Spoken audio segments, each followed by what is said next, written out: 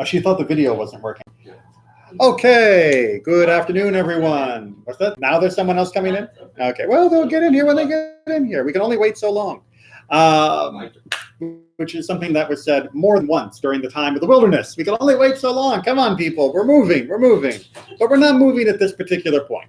At this point, if you've been following our narrative so far, again, with some possibility for the exact timeline being a little different than the chapter order, we have left Egypt, we have arrived at Mount Sinai, and we have received the what's fancily called the theophany, the hearing of God by the people, the nation. Moses has given some instructions regarding the building of a Mishkan, which may or may not come after this particular scene that we're about to do. And then he's also about to go up onto the mountain to get the full version, if you will, to get the complete conference notes from God. And then that's going to lead, of course, to the golden calf. But before all of that, and amidst all of this drama, we've got a rather odd little scene, a little blip of halakha, of Jewish law, that seems very out of place, that seems very unusual in its intention, and it is actually what the whole parasha is named for. So we are in Tisa, which means we're on chapter 30. I just lost my place. Chapter 30, yes, verse 11. And it's page 523 if you're using the Eitz Chaim Chumash. It's some other page if you're using a different book. But it's definitely still chapter 30, verse 11. And we're going to talk about everybody's favorite topic, the census. Yay, because that's what's most, everybody wants to talk about the golden calf. Everyone wants to talk about the giving of the Torah. Everyone wants to talk about God's forgiveness of the people and the explanation of God's attributes. And those are our wonderful topics, many of which we have covered in previous years. Check out the archives, and many of which I'm sure we'll cover in next year's or sometime. The census is not high on anybody's list for what they want to talk about. And yet this little paragraph contains a great deal of wisdom, and it also contains a great deal of confusion. So let's unpack it. Good? Good. All right, so chapter 30, verse 11, page 523. And as our usual designated reader is not here today, I am looking for a new volunteer. Thank you. The Lord spoke to Moses, saying, when you take a census of the Israelite people, according to their enrollment, each shall pay the Lord a ransom for himself on being enrolled, that no plague may come upon them through their being enrolled. What? Really? Okay, taking the census, we can all understand that, right? We're coming up on the 2020 census that'll happen in the US. We do that every 10 years. It's not scheduled in the Torah, but we know that from time to time there will need to be a census.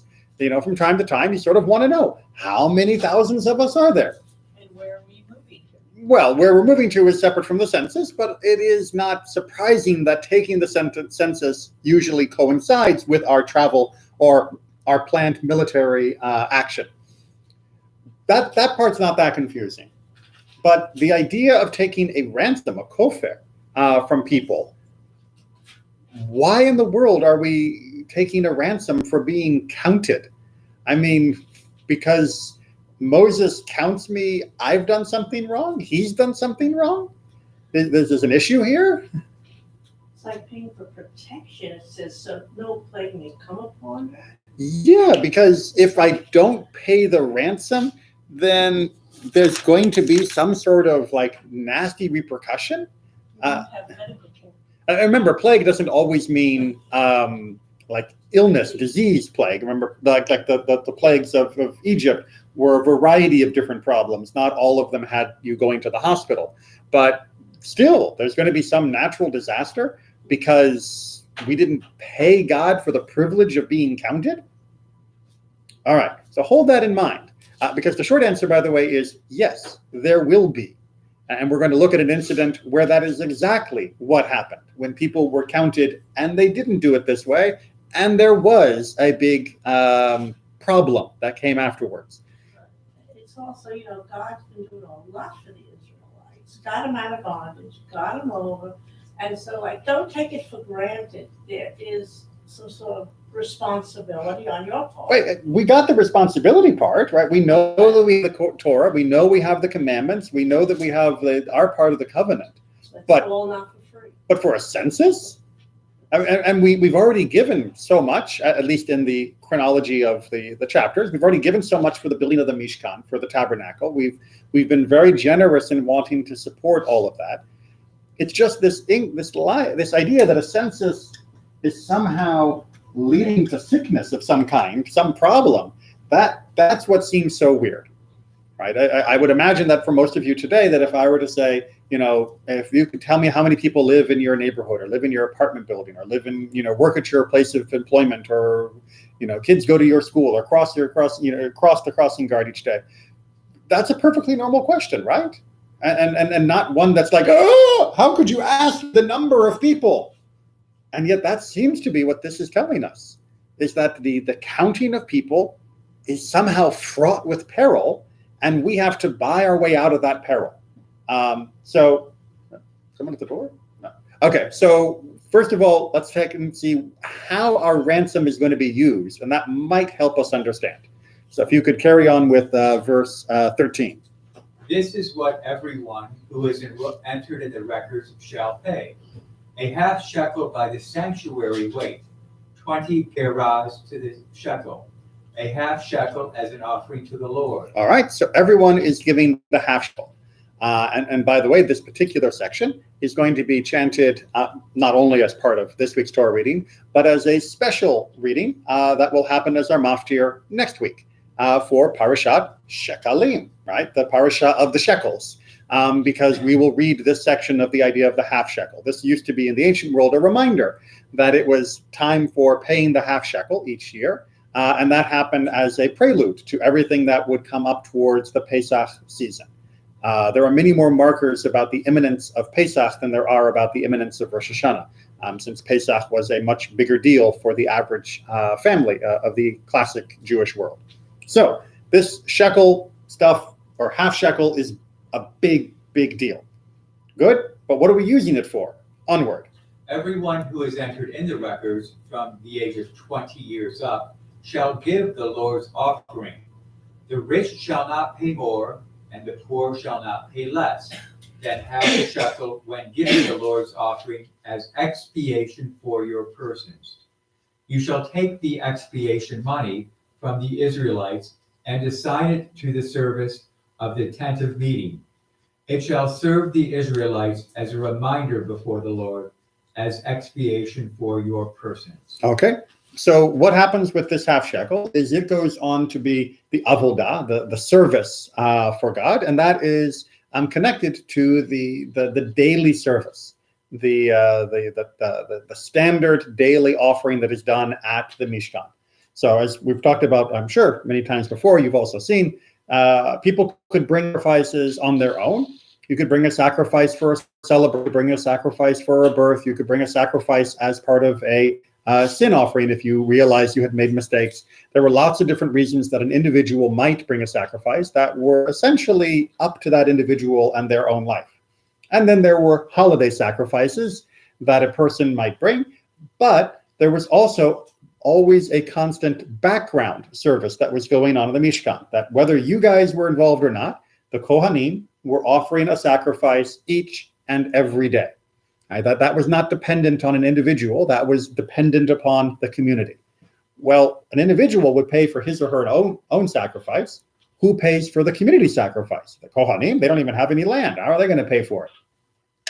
The half shekel, right? So this was the tax, if you will, that was used to pay for the service that was done daily on behalf of the entire community. And that might then help you understand why this particular form of taxation was not progressive, right? This particular form of taxation was half shekel, everyone, rich and poor alike. All the other types of taxes that were mentioned in the Torah are usually a percentage. This one is not a percentage, it's a flat rate. And that way that everybody would participate equally in what was being given as a sacrifice. And no one could say, well, I paid for 80% of that cow. No, we all paid for a half shekel's worth per person of that cow.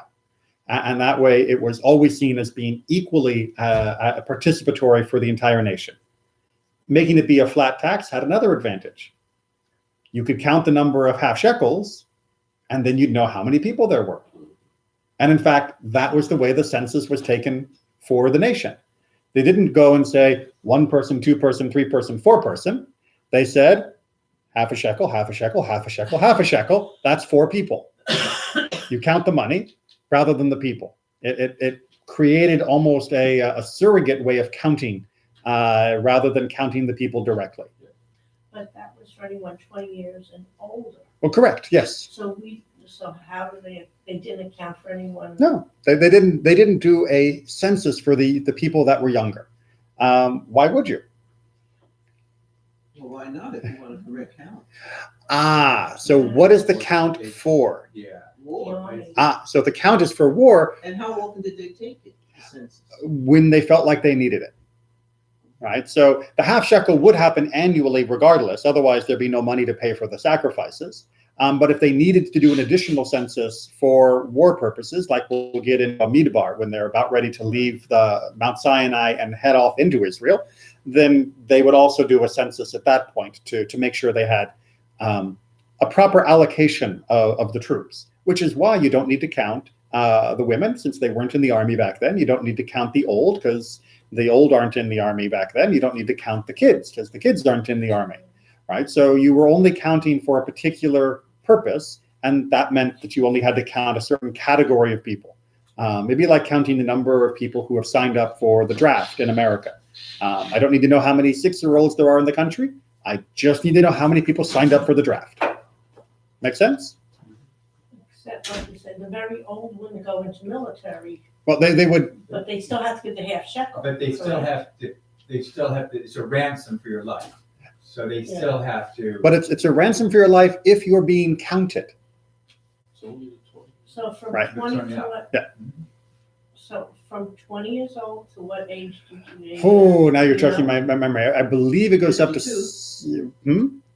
52? 52. No, I think it was higher than 52. I think it was 20 to 60, if I remember correctly. I think there was a 40-year window, but I'm not 100% sure on that, because it's been a while since I've read that particular part. Well, read it in a couple months.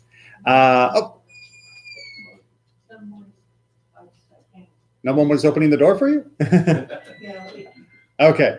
So with that in mind, just in case you think God doesn't mean it, just in case you think God is trying to tell us, ooh, use this special half shekel method, but really doesn't matter, we're going to see where it mattered.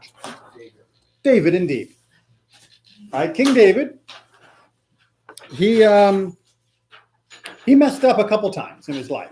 One of them was very, very famous, right? The most famous mess up of King David, of course, was Uriah the Hittite with Bathsheba, and that whole, problem. Yes. But the second part that is also listed as being one of David's big mess ups was taking a census. And that one doesn't make it to the movie so much, right? That one doesn't get all the screen time. It's him looking out at the pretty girl and all of that. That's the soap opera that everyone wants to talk about.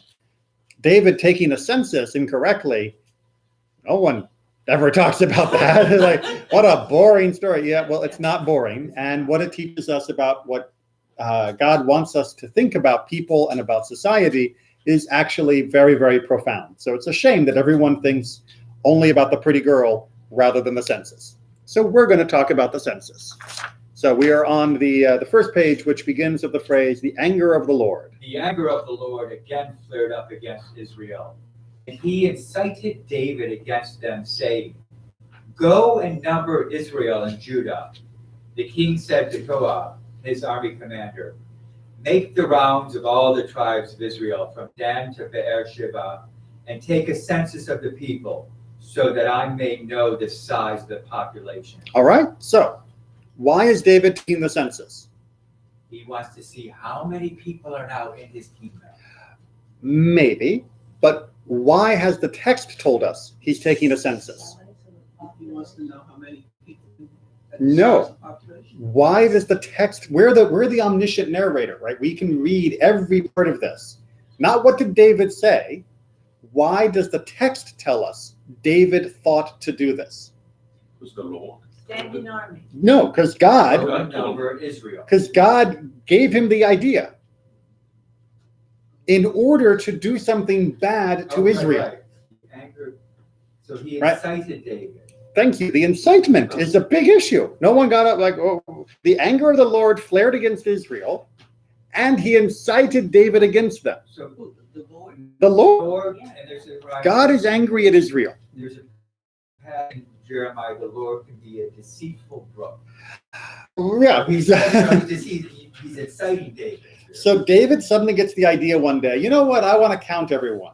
What this is telling us, and what is somewhat corroborated in the book of Chronicles, and we'll look at a slightly different version when we get to the Talmud's understanding of this, is that God basically wanted something bad to happen to the people of Israel because the people of Israel had been doing something bad. God was looking for a reason to punish them.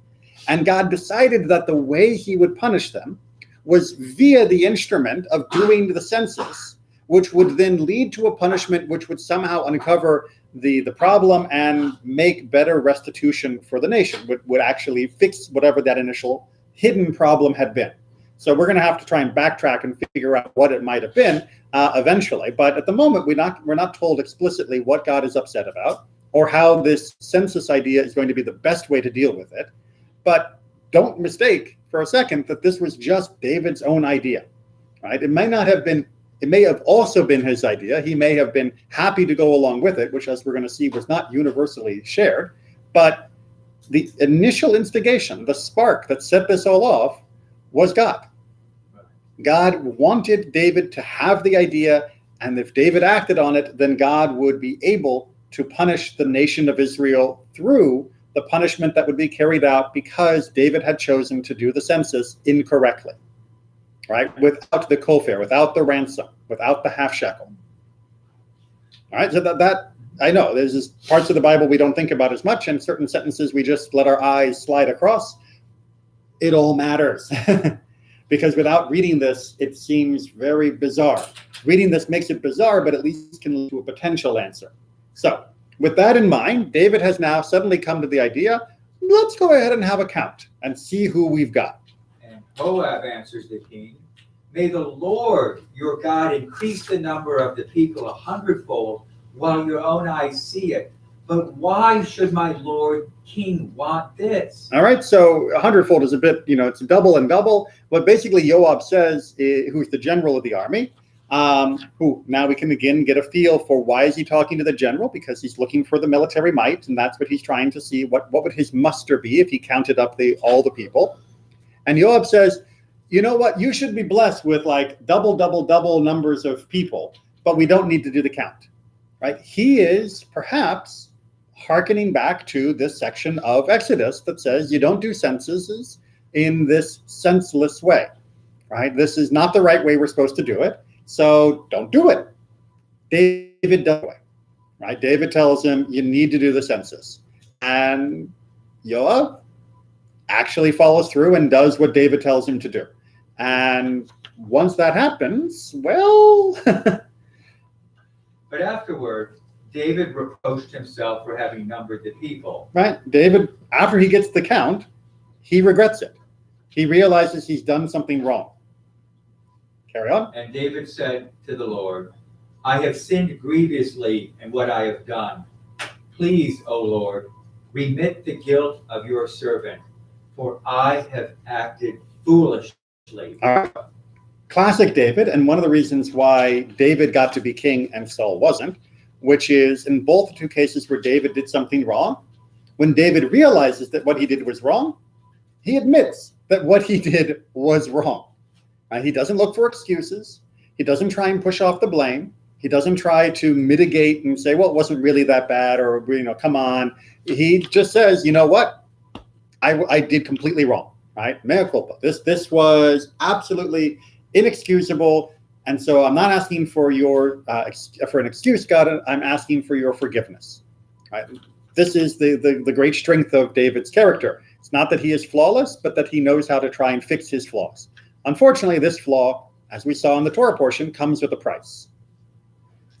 When David arose in the morning, the word of the Lord had come to prophet Gad, David's prophet.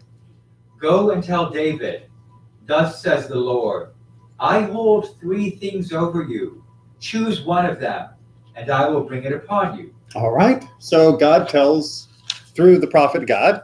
I know it's a little confusing, right? So he tells him, tell David, you got 3 options. You're going to get one of these. Pick your poison. Pick your punishment. Choose how you wish to be punished for what you have done.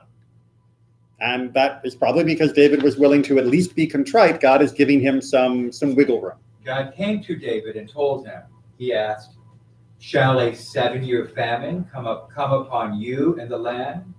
Or shall you be in flight from your adversaries for 3 months while they pursue you? Or shall there be 3 days of pestilence in your land? Now consider carefully what reply I shall take back to him who sent me. All right, so David is given a choice. You can either have a 7-year famine, or you can have 3 months of warfare where you're losing, or you can have 3 days of disease, 3 days of an illness that will plague the people and cause death. All right, pick one. Good choice. Good choices, right? All right, so any takers here of which you would pick? Because you're going to get one. Are you all looking ahead to see which one David picks? None of that. If he Spoiler picks 7 alert. years of famine, does he have enough food stocked to feed the people for 7 years? Good question, right? Is 7-year famine so bad if we've got enough in the storehouse? In reserves, right. Right? That we might be able to weather 7 years of famine. Same thing, 3 years of losing, or 3 months of losing battle. We withstand that. Just keep retreating. Then we can take back whatever land we lost, after those 3 months. But pestilence, that seems to be like, there's nothing we can do about that. No holds barred. But that's only 3 days. It's only 3 days, but you can lose a lot of people to illness in three Yeah, days. if it's war, you can lose people. I think the common punishment here is not really for David. It's most for the Israelites. Well, I mean, because even in the best case scenario, David can only die once, Once, yeah. right? Whereas the rest of the people, you can lose 10 people, 1 million people, or anything in between, Yeah. right? So definitely the bulk of the punishment is going to hit on the people rather than on David. Even if he himself were to die from this, which, spoiler, he doesn't, at worst, he can only die once. So what does that word pestilence mean? Here it's talking about like an illness, about some form of disease. Yeah. What we would call plague in the modern world more. Well, this famine, it could be people would leave the country to move to other places where there's more food. That happened when we went to Egypt, remember? I mean, if they can't eat here, you move to another, if Right. it's possible, or that you don't know what they have stored up, or you don't know if they can buy food from other countries and Very good points. feed the people. Which makes you wonder what this was all about. And why we're going to turn to Rashi next as he tries to explain. It doesn't have an answer. You're going to continue reading? Sorry, I'm sorry. Rashi, yeah. David said to God, let Oh, us- sorry. David has to give an answer Right. first. Yes. I am in great distress. Let us fall into the hands of the Lord, for his compassion is great, and let me not fall into the hands of man. All right. So this line, which, by the way, is recited daily during the Tachanun service when it's not a Shabbat or holiday, is David trying to say, I'll put myself in God's hands. Right. Which one is he picking then? None of them. He Disease. left. He does it. He's picking the disease, Yeah. right? Because Pestilence? pestilence, Yeah. exactly, right? Because the famine is not technically in only God's hand. Yes, the famine is, but whether you live or die is not up to God. It's whether you have enough food stored, whether you can buy enough food, whether you can move to a new country. That's not entirely up to God. Same thing with battle.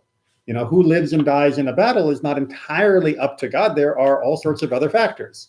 Whereas disease, especially in a pre-modern society without medicine, who lives and who dies. I mean, you don't get more random than that for the ancient world. For us, yes, we know that access to healthcare, nutrition, and other things makes a big difference. Back then, they had very little in the way of helping to mitigate any sorts of illnesses.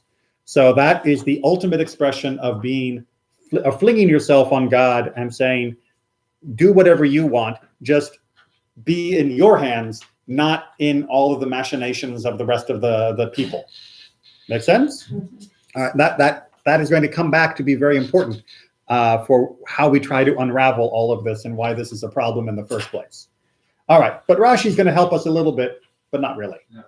Adonai's anger was again kindled against Israel. As we began with.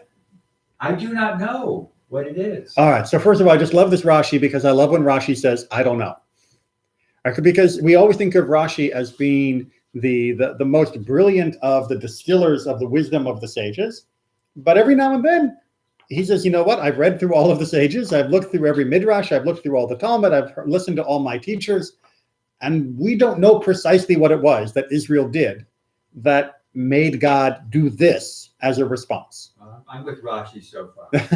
Yeah, well, that's the thing. You look through this whole section of the Tanakh, and there is no giant neon sign that says big sin that was done that needs a punishment. So we're not sure what was going on. You know, was it idolatry? Was it immorality? Was it bloodshed? Those are the big three. Yeah. It doesn't say. So, but all we know is that they definitely did something wrong, but we don't know what it was. All right. But let's go ahead and see what was wrong with the census. The sin was in the fact that David, the anointed one of the God of Jacob and the sweet singer of Israel, placed his trust in the flesh of his forearm. That is. Upon his having many people. Right. So make sure we understand what that means. Right. He was placing his flesh of his forearm, which is, how does David know whether he's wrong? By how many troops he has. Right. That's strength. Oh, by the army. Right, by the army. And that's the great thing in English is the word army and arm actually sound alike, right? David was looking at his army as being his arm and saying, that's where my strength is. And that's the problem, as Ralbag is going to explain. And it was not fitting that he should place his faith in many people. That is the glory of the king, but rather only in God. For there is nothing that prevents him from saving through the many or the few. Right? God doesn't need a big army in order for God to do God's work. And God is not limited because he has a small army to do God's work. And this is something that David in particular should have known. And yet for David at this moment to think, hey, let's go count the army to see how powerful I am, means that at this moment he is drifting away from that proper understanding of God to think that his power comes from his legions, rather than his power comes from his allegiance. Yeah. Well, why should he even be punished? Because God incited them to do the count anyway. That's the next. Okay, so you are absolutely right, which is if God is the one who incited him, because let's imagine that we are confident that there is a choice. He could have not counted. So yes and maybe. I'm not going to say yes and no, right? It's too trite. So yes, he had a choice because we believe in free will. But what Ralbag seems to be hinting at is that when the seed was planted in his mind, rather than dismiss it as being, no, I don't need to do that, he seized on it and said, yeah, that's a good idea. We all get ideas, right? We're driving down the road and somebody cuts us off and we think, oh, I should just tap them, bump them with my car. We go, what, that'd be crazy. I'm not going to do that, right? The Mad Max part of our brain shouts for a few seconds and then we say, be quiet. That, at any point, we may have ideas. Oh, I'm going to cut in line, and then I can get my tickets faster or I can get to the checkout quicker. We get ideas of all sorts of bad things that we might want to do. And then we choose not to do them. And so we're responsible for acting on our deeds, not for having thoughts in the first place. So to say that David was forced to do this might be a misnomer. And especially since Yoav actually argued against him, he had doubly a chance to not go through with it. When Yoav said, hey, you know what? May you be blessed with plenty of people. We don't need to do this. Just be happy how great your country is. David could have said, you have a point. Let's call the whole thing off. Yeah. So he pushed and pushed. He chose to make the idea his own, and he chose to act on it. On the other hand, this may be God setting him up to be punished for something that he had done much earlier. And David becomes now the fitting instrument to punish the nation so that both he and the nation can be punished because of what they have done. The nation because of some immediate problem, David because of some prior problem, which is why we now look at it as the Talmud tries to understand why the incitement happened at all. As for David's statement to Saul, if it be the Lord that has incited you against me, let him accept an offering. Right. This is when David and Saul are still, dickering over who's going to get to be king, and Saul is being rather paranoid, kind of justified, but still rather paranoid against David. And David's like, hey, if God's the one making you think that I'm bad, then just it's between you and God. So David blames God, in a sense, for Saul's animosity towards David. And God doesn't enjoy being blamed for that problem. Rabbi Elazar said that the Holy One, blessed be he, said to David, do you call me an inciter? In retribution, I will cause you to fail in a matter that even school children know, as it is written, when you take the sum of the children of Israel, according to their number, then shall they give every man a ransom for his soul unto the Lord, that there be no plague among them when you number them. Right? Every kid knows Tisa, right? Like I said, not only is it part of the Torah, but it would be recited publicly as a special reading for every year in order to remind people of the half shekel. And so everybody knew that the way you did a census was you had everyone give a half shekel. That was absolutely, everybody knew it, and everyone knew that there was a consequence if you didn't do it that way. So how could David be so stupid? Because God was letting him be stupid in order to pay him back for having called God the inciter of the issue with Saul in the first place. So this is God's long game. All right, God's like, all right, it's years later since then, but now I've got a chance to show you what incitement actually means by setting you up to stumble on something that should have been easy because you stumbled in the years past, right? So sometimes God waits for a long time before the consequences of our prior actions finally catch up to us. Is that making some sense? Mm-hmm. Okay. And now we get to the Chronicles version of this story. Immediately, Satan stood up against Israel and incited David to number Israel. And it is written, and again the anger of the Lord was kindled against Israel, and he incited David against them, saying, go, number Israel and Judea. All right, so in Chronicles, we get a slightly different attribution, right?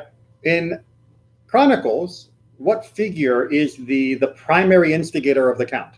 Satan. Satan, right? Satan. Now, again, I'll have to say this every time I mention that name in any Jewish study, right? Satan in Judaism is not Satan in Christianity. The accuser. Right? He is the prosecuting attorney. Right? Satan in Judaism, and you see this most clearly in the works of the prophet Zechariah, is the guy who says humanity isn't worth it. Humanity is flawed. Humanity breaks your law all the time. You should throw the book at them. You should punish them. You should make them actually pay for their crimes. Now, when a prosecuting attorney stands up and says that about an accused murderer, most of us cheer and say, yeah, that's right. Throw that accused murderer in jail. Make him pay for his crimes, once you've proven his guilt. Absolutely right. This is we want justice for the guilty. Also in the book of Job, he's also the tester.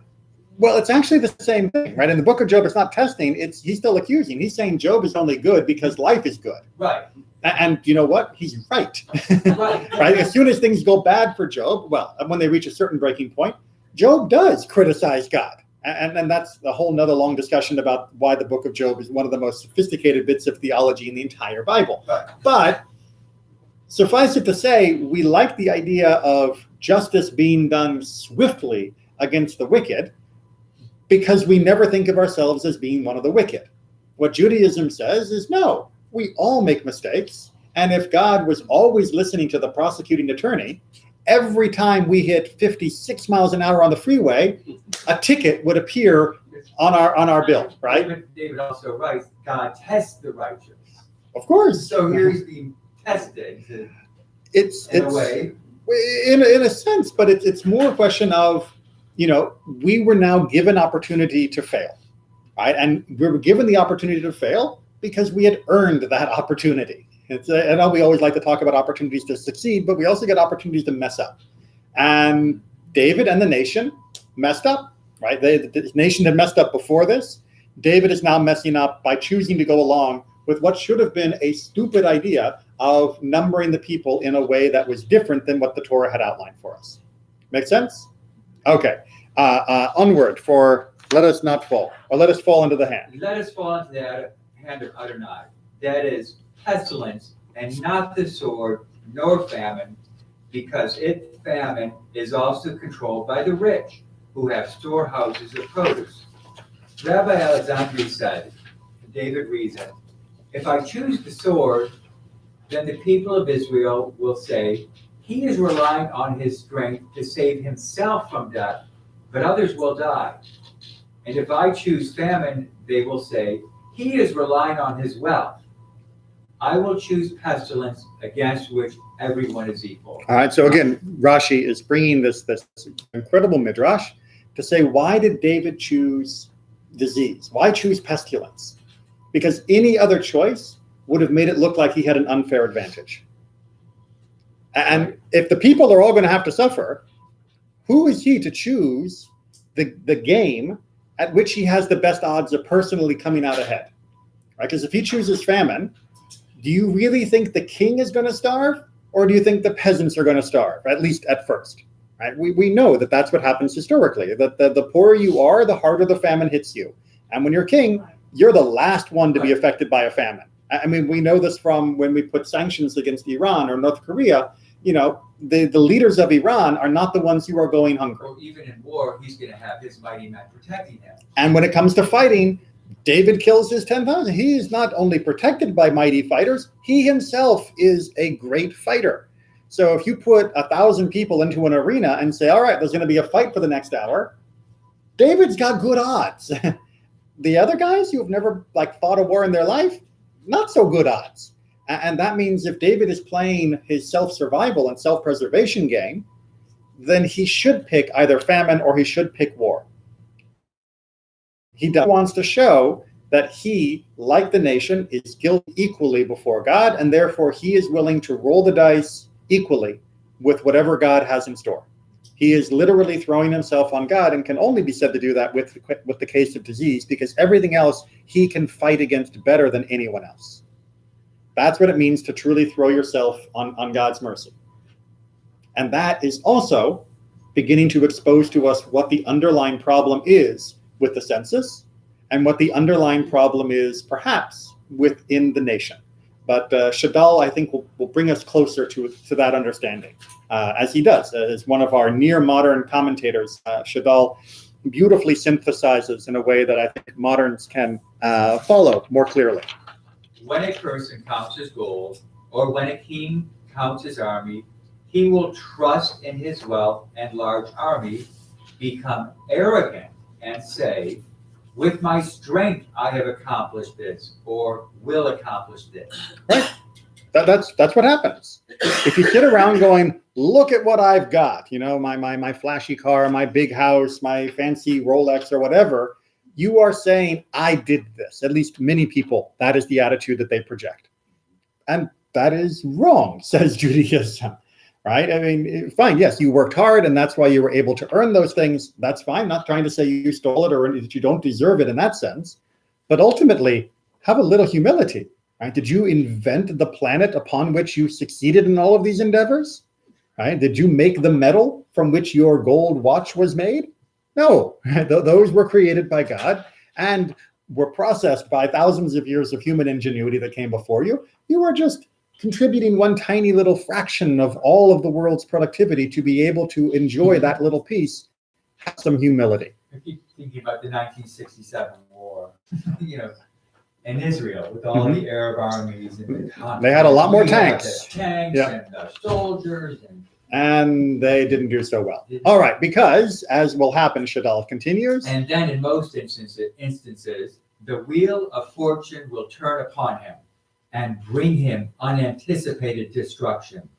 For indeed, this is one of the laws of providence, as in Proverbs Pride goes before destruction. And this is true and shown to be true in all the generations, both for individuals, nations, and kings. Right? Doesn't matter where you are. If you think you did it all on your own, you are setting yourself up to fall. I can't guarantee how far you're going to, but you're definitely going to be brought down a notch the more arrogant you are. Because arrogance is the opposite of being connected to God. Because arrogance is denying God's role in whatever bounty it is that you are enjoying. Make sense? All right, Shadal continue. And from this was born in all the nations the belief in Ayin Hara, the evil eye. And it appears that this belief already spread in Israel in the generations before the giving of the Torah. All right, so let's make sure what he's going to be deconstructing here. He's like, the idea of the evil eye, that is something that almost every nation on earth has some version of. They don't always call it the Ayin Hara. They'll call it some other local version in superstition or being cursed by someone or something like that. But the basic idea, which is the more arrogant you are, the more likely you are calling destruction down upon yourself, that is universally found throughout cultures. And it was even found among the children of Israel before the Torah was given. So this is not a Torah-inspired idea. This is almost like folk wisdom that was universally found around the world and still is. Sometimes you see these little charms. Oh, you'll see all sorts of charms. Yeah, but I mean with the eye. Or little red thread bracelets and things like that that people sell. Yep, absolutely. And as we're going to see, Shadal makes a total mockery of that. But is that representative of It's evil eye? supposed to protect you from the From the evil evil eye. eye. It'll That's But- okay. deflect the gaze. Yeah. It'll deflect the gaze from Yeah. you to that. But spoiler alert, it does Doesn't work. bubkiss. Right? The way to protect yourself from the evil eye is not to be an arrogant jerk. Of course.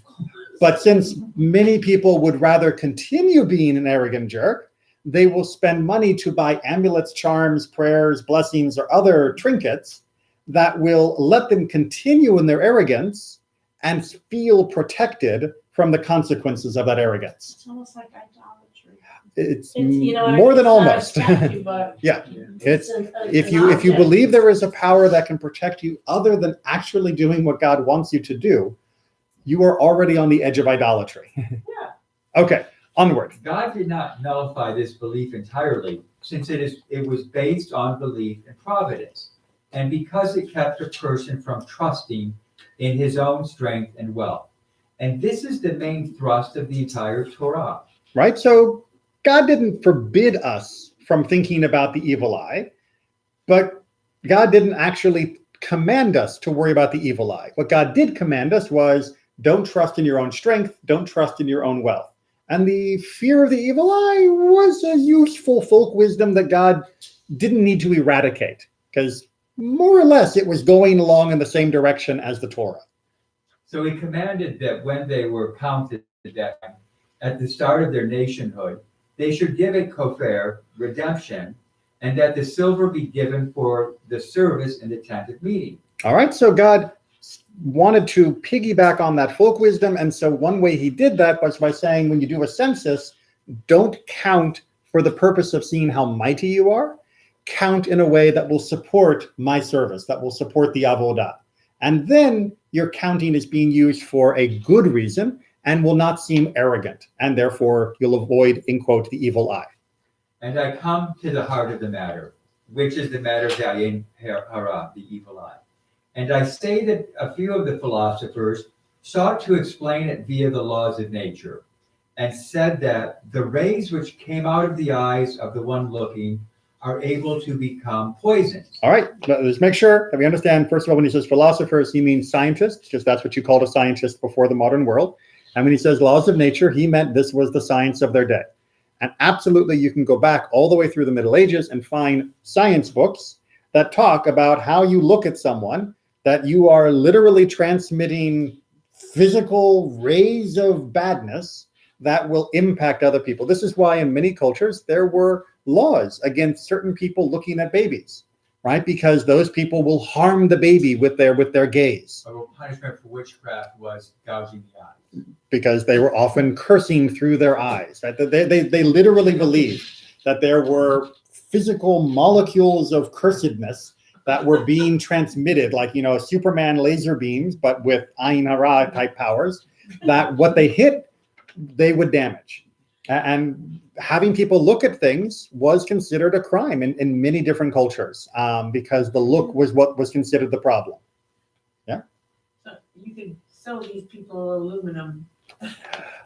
So it sounds ridiculous to us, but when people witness the phenomenon that the more arrogant you are, the more likely you are to fall, one of the things you can imagine is, well, when I'm so arrogant, I stand out and people are looking at me. And when they look at me, they're not smiling. And therefore, the problem must be their gaze, Right. not my action, right? Because I've done nothing wrong, because it's been wonderful. So therefore, their angry look must be the source of my misfortune. So rather than fixing myself, I put a blindfold on them, and now I'm okay. This was the solution. Not a good solution, by the way. Right? Everything and everyone should be able to stand the withering glare of criticism without feeling that somehow it should be silenced. That's one reason why our Bill of Rights protects the rights of journalism and free speech, because we should all be able to be subject to criticism and not think the criticism is the problem, but instead maybe what I've done, inviting criticism, was the problem. Onward. And the scholars of our generation are the opposite, with most of them mocking the belief in Ayin Hara, as well as many other things which cannot be understood via the laws of nature. The philosopher looks upon and says that it is random chance, and the masses say it is a miracle. And in my opinion, both of these are erring. Right, so the modern scientists in Shadal time, they said, no, this whole laser beam eyeball thing, that's totally nonsense. It's just random chance. Some people happen to be arrogant and they happen to fall. Some people aren't arrogant and they happen to fall, and vice versa. It's all just, roll the dice, dumb luck. Nothing is actually going on here. And all the peasant people are saying, ooh, black cats and laser eyes, and Shadal says, you're both wrong. Right? The peasants are wrong for their superstition, and the scientists are wrong for saying there's nothing happening here. Rather, the world does not operate on the material laws of nature alone. There are other laws as well, which the upper wisdom established at the start of creation, which testify to providence. For example, he decreed that the cold be harsh and early in the year 5573, which is 1813. such that the king of Artes should fall, and to quiet the world and all in it. And who might he be talking about there? Napoleon. Right. Right. So what Shadal is trying to say is that Napoleon's downfall from his pinnacle of imperial arrogance was he was tripped by a tiny little snowball. Right? A little bit of the weather turning a little bit worse than a little bit earlier than it was expected, and his entire empire and all the wars and bloodshed that he unleashed completely came to an end. Right? And that's the way God works. Now, you can say that that's dumb luck. It's just random and whatever. And you can also say it's because a lot of people looked hard at Napoleon and, glommed him over with their Ayin Hara laser beams. Or you can say, no, when someone reaches a certain level of arrogant pride, they will be brought down because that is God's law. The same way that the pen falls when I raise it too high, so too will you fall if you raise your ego too high. That's just a law of God's. It has nothing to do with laser beam eyes, and it's not completely random. Okay. When a person or an entire nation stands at the height of success and becomes haughty and glorifies in it and brings jealousy in the heart of those who see him, it will befall him that the wheel of fortune will turn upon him and bring him to unanticipated destruction. And the masses attributed this to Ayin Hara, and at times attributed this to the curse of enemies, while in truth, the eye does not harm, nor do curses bring about bad things. Rather, the law is to God, and he decreed and established in the order of the causes of good and evil that the arrogance of man lays him low, while he of humble spirit will obtain honor. Good? Good, right? The idea being that No, it's not magic and it's not random. This is how the world works. It doesn't always work with lightning speed. As we saw, David had trouble with the incitement comment way back with Saul, but it took years before it finally caught up with him in the issue of the census. But ultimately, this is the way of the world. Notice, however, very carefully, he does not say there's anything wrong with being successful. What he says is there's something wrong with being haughty and arrogant, right? To glory in your success over others. That is where you invite problems. And yes, you will get jealous stares and angry looks. That isn't the cause of your later downfall. It is a symptom of your arrogance that was the cause of the downfall. Right? So if you want to prevent yourself from ever being torn down, don't be arrogant. Don't be haughty. Be successful, right? Be amazingly successful in your career, in your wealth, in your family, whatever it is that is your goal in life and your success in life that is a worthy endeavor, go for it. Absolutely. But when you get to the top of the mountain, don't look down and go, neener, neener, neener, or else you'll find that the mountain is going to give way underneath you. Right? That's what's going to happen, which we can now perhaps unroll, at least speculate on what Israel might have been doing at this point in David's kingdom that caused this whole issue to come. So one, they might have been beginning to now rest on their laurels. David had won such a string of military victories against so many adversaries that they might have, like David, begun to think, hey, look what we've done, rather than look what God has enabled us to do. You know, our strength combined with God, what we've been able to accomplish. They might have been saying it's all because of us. They were also enjoying a period of uplift. You might call it an economic boom time. And they might have also been thinking, hey, look what we've accomplished. Kind of like what the Torah predicted people would say when they moved to Israel and were being successful. Again, this is getting arrogant and losing that sight of the humbleness of recognizing that all of this was thanks to God's gift, not just because of your own industriousness. Well, there's a value to the judicial, the process. I'm thinking of looking at the lens of Micah. What does the Lord require of you to do? Justice. We have this process here. Right. And to add to that, you know, the idea being that of the three choices that God gave David, he may have been setting David up, A, to make sure that David was truly contrite, but B, to also demonstrate to the people that it is not about your wealth, it is not about your strength, it is ultimately just about your connection to God that you should be most focused and most in desperate want to make sure it is in good repair.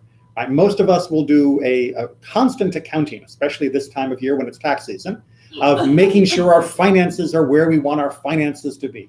Most of us will almost always, especially as we get closer to the beginning of hurricane season, do a pantry check to make sure that we've got food and we've got water and all of that is supplied. I would imagine that if you went to the pantry and you saw you only had a can of beans and everything else was empty, you'd be alarmed and you'd rush off to the store and you would try and restock it. Just like I imagine if, and you had the ability to help it, you went to your bank account and found there were only 39 cents, you would also be in a panic and try to change something to make sure that your bank account would grow. Are you equally willing to worry about what is my current account with God? What's my standing? Is my pantry full with me and God? Is my bank account full with me and God? Or are there things I should do to fill that up? And if not, then, you know, I have work to do. The same way that if I looked in my bank account and found only 39 cents, I would say I have work to do. And if I looked in my pantry and there was only a can of beans, I have work to do. And that threefold choice that God gave David, I think was a very poignant way of saying, can you tell what the problem is here? Right? The problem is you're relying on your granaries, you're relying on your swords, you're not relying on me. You can have granaries, you can have swords, but they're meaningless if you don't also have me. So the granaries were not controlled by the government, they were private? Both. I mean, the government would often have government stores, but there was also each individual town or people would also have their own private supply as well. And in a state of emergency, national emergency, He could, but He could, but the I mean, question, maybe but the seven Brits would be happy. years, well, 7 years is enormous. Oh, Oh, it as a length of time. That's why the famine at Egypt was unprecedented. Like But there's- Joseph. Exactly. There's also the prayer that we'll always read on the Sabbath, but not on our merits do we rely, but on your compassion. Now that's daily, not just on That's daily, Shabbat. Right, but that's. And that basic principle is why, as I mentioned, that line from David, if I fall upon God, is taken for the Tachanun service that we do in Shacharit and Mincha, where right after the Amidah, right after we've opened up our hearts with a lot of our requests to God, we also have to admit that we're not trying to say we deserve these things, that somehow we've earned them. What we're basically saying is, God, ultimately, I'm in your hands, and trying to remind ourselves that at least a couple times a day, hopefully maybe even a little bit more. But we use David's words, even in response to this horrible situation, or perhaps precisely because it's response to the situation, because they are the clearest way of getting us in that mindset. With that, have a great day. Thank you. One other question. So